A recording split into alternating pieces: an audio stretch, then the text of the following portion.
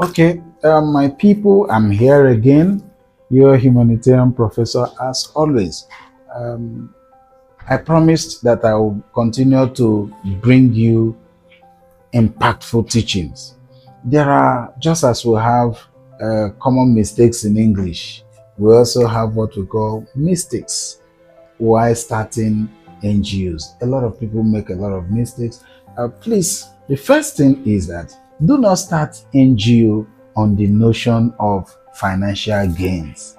The moment you put money first as your interest for starting the NGO, I know that in this part of the world, a lot of people will always say, what is my gain in this? People don't want to do anything that has no gain, that has no benefit. Yes, gain will come at a long run, but do not make the mistake of putting it first.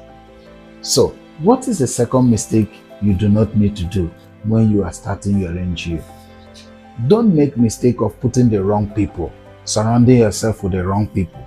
Let it be guided by passion, be guided by empathy, be guided by commitment to serving humanity. And make sure that you surround yourself with people who are also guided by that same value system. Otherwise, as you are building, they are pulling you down. As you are asking them, let's make contributions to run some activities, they are looking for what can they get from the activities. They will always cut corners to make, service their own pockets. So, what are the other mistakes you do not need to make? When you are carrying out activities, make sure the people you give certain roles to play are people with the right capacity and competence. Otherwise, they will sabotage your interest. Otherwise, you will see people who are not, capable of delivering. And don't make mistake of starting an organization and making lofty promises of you will do this, you will do that. And when you can no longer do it, people will say you are not an organization of integrity. And another mistake that people make, even when they start NGO and they are supported by people around them, they try always to keep secret away. Don't keep secret from people who are running the organization with you, who have come to volunteer with you, who have come to support you. Always motivate them, always encourage them. Don't make them feel they are being used.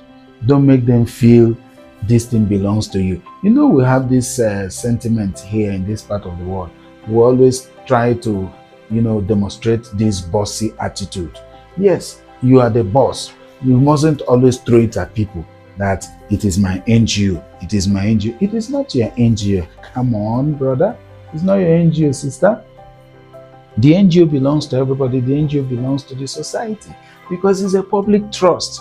At the end of the day, it is for the common good of the people. So don't make the mistake of personalizing it. Say our organization. Don't always say your organization. And when people give you money, learn to acknowledge the money they give to you. Learn to say thank you for the services that they have rendered, that they have supported. And one other mistake I want to talk about is the choice of name when you want to register your NGO. The choice of name can limit you. There are people who try to this part of the world, we love religion so much. So sometimes people want to register the NGO. They are putting divine into it. They are putting restoration. They are putting grace. They are putting that. Don't make mistake of you do not want to run a religious-based organization and you are making the name sound religious. There are people who may not be interested. Not every donor wants to support religious or faith-based organization. I agree, there are some that may want to, but not everybody. So if you want to have a mind to run a secular organization, make it secular.